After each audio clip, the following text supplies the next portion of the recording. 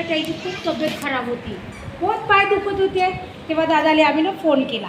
दादा म्हणला त्या ताईचे पाय खूप दुखत आहे, त्याचे दुखे पण माझे बी पाय बहुत दुखी आहे. आता मी म्हणलं मी प्रार्थना करी तरी काही कमी होतच नाही, असं करून आम्ही विचारात पडलो.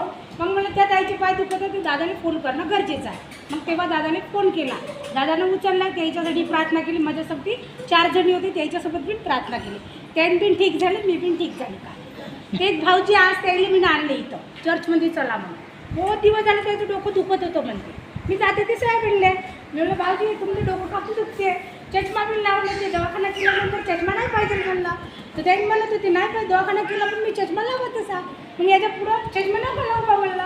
कारण म्हणते मी म्हणलं आमच्या दादा प्रार्थना करून देते, तुमचं डोकं आराम पडते. बहुत वर्षानंतर त्याचं आता डोकं आराम. हालेलुया. अजून एक तिसरी गवाही आहे. आम्ही एक दिवस नाही का 14 जण वावरात गेलो. आता वटी शॉर्ट गिट लावलं, चालू काय अशी साईडनं बसली, दुसरी ताई अशी होती, तिसरी ताई अशी होती. आम्ही आता 14 जण तिथं राहिलो. तिथून एवढे 2 सर्प आले मोठे मोठे, असे आले का असं वाटते का डुकरं आले खरा. मी म्हणलं डुकराला वाच वाटायचं ते काही जातच काही नाही. ते अचूक आमच्याकडे सरडे दोन्ही चांगले आमच्या जवळच झाले. दुसरं असं जीप काढत होते दीड, येऊ का म्हणे. मी म्हणलं त्याला नको येऊ, तू मागं जा. मग यायला साईडला केलं, त्याच्यासमोर मी झाले. तेव्हा ते वावरातून अजून पलटले. त्या भाऊजीला आवाज दिला, ते भाऊजी एवढी काडी घेऊन आले.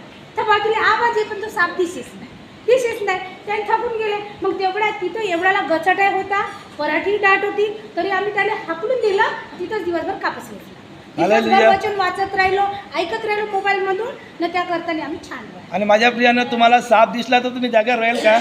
नाही राहिलो. तिला साप दिसला, सापाला तिनं हाकललं आणि माझ्या प्रियानं त्याच ठिकाणी त्यांनी कापूस घेतला. कोणी नाही तर दादा, हो. सगळे परून जात होते. पळून जात होते, पण नाही मी फक्त खरंच इथं सापाचा असं करणं, मी तिथंच राहते. असं करायचं. ठीक आहे. हालेलुया. या प्रभूला टाळ्या वाजवून देवा, भावाची महिमा.